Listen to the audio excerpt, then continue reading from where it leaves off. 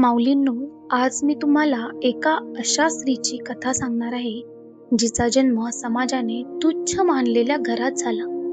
लोक तिला गणिकेची मुलगी म्हणून ओळखत होते.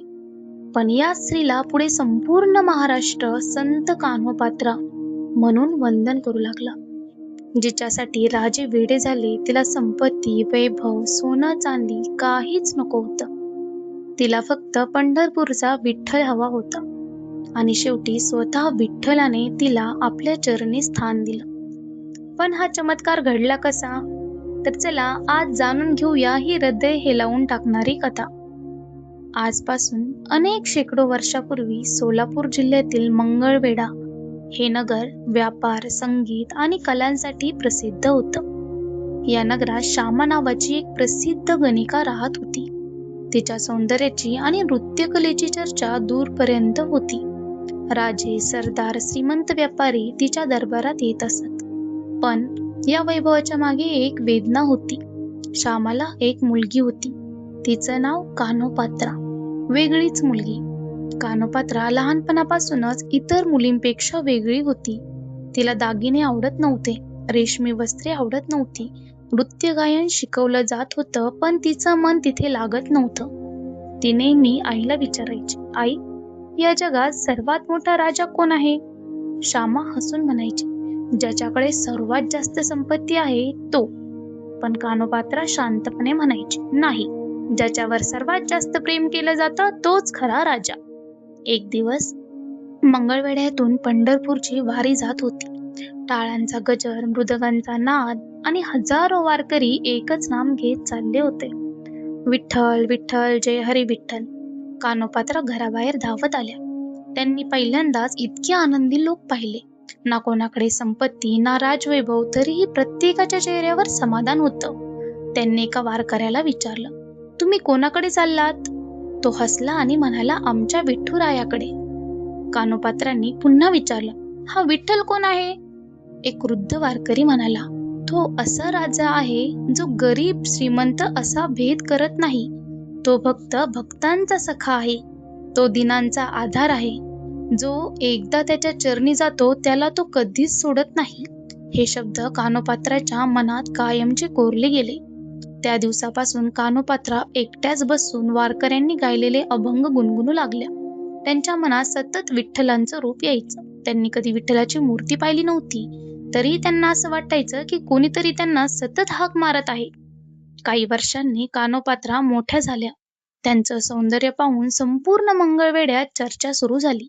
श्यामा आनंदी होती. तिला वाटलं, आता मुलगीही तिच्यासारखी श्रीमंत होईल.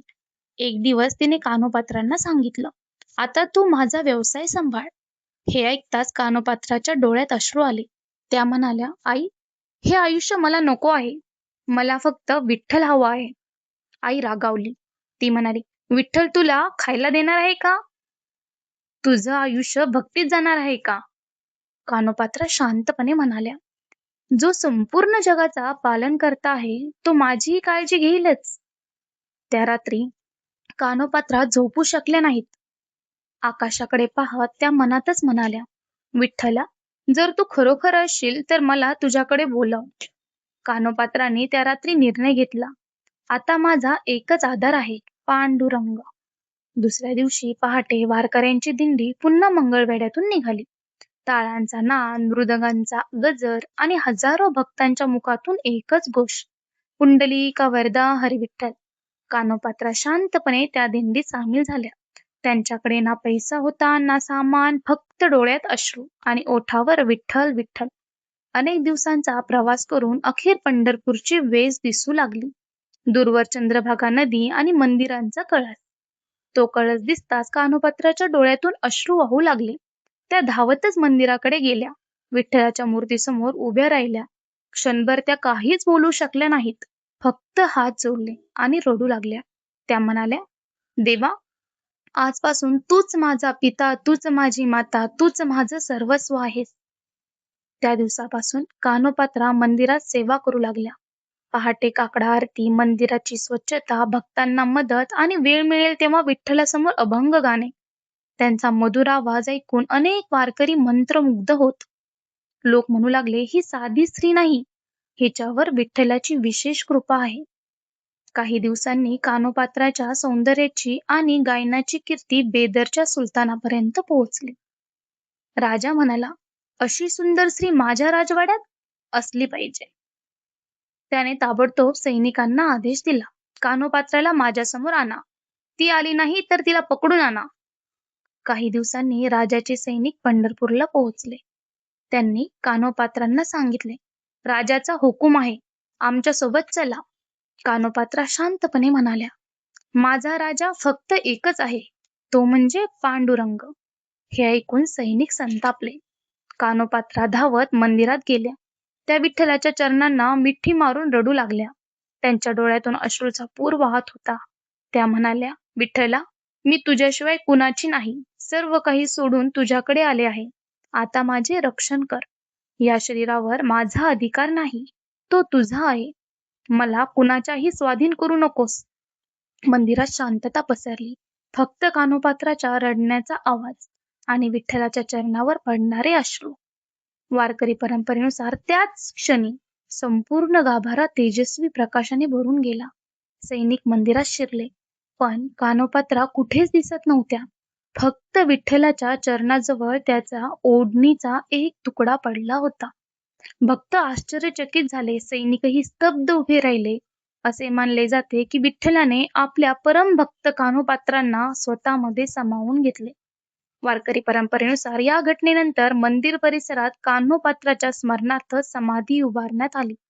आजही अनेक वारकरी विठ्ठलाच्या दर्शनाबरोबर संत कान्होपात्रांना वंदन करतात. त्यांचे जीवन हे भक्ती, समर्पण आणि श्रद्धेचे प्रेरणादायी उदाहरण मानले जाते.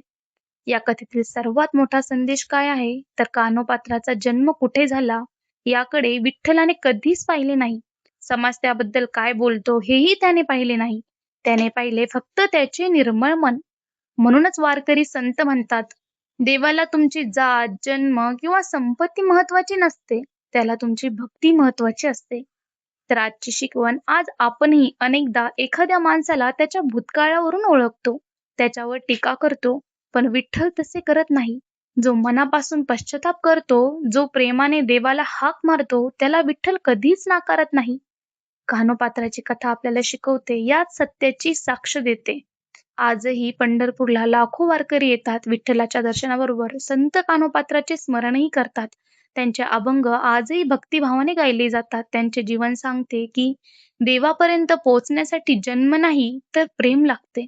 माऊलींनो, जर तुमच्या आयुष्यात कधी अडचणी आल्या, लोकांनी तुम्हाला नाकारले, तुमच्या भूतकाळामुळे तुम्ही खचला असाल, तर संत कान्होपात्रांची कथा लक्षात ठेवा. जगाने नाकारले तरी चालेल, पण जर विठ्ठलाने स्वीकारले तर जीवन धन्य होते. कारण भक्तीमध्ये कोणताही भेद नाही. विठ्ठलाच्या दरबारात राजा आणि रंक दोघेही समान आहेत.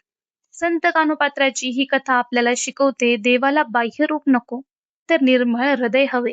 जर ही कथा तुमच्या मनाला स्पर्श करून गेली असेल तर व्हिडिओला लाईक करा, तुमच्या वारकरी मित्रांसोबत शेअर करा आणि अशाच विठ्ठल व संतांच्या ग्रंथाधारित सत्यकथा पाहण्यासाठी आमच्या चॅनलला सबस्क्राईब करा. पुंडलिका वरदा हरी विठ्ठल. संत कान्होपात्रा महाराज की जय.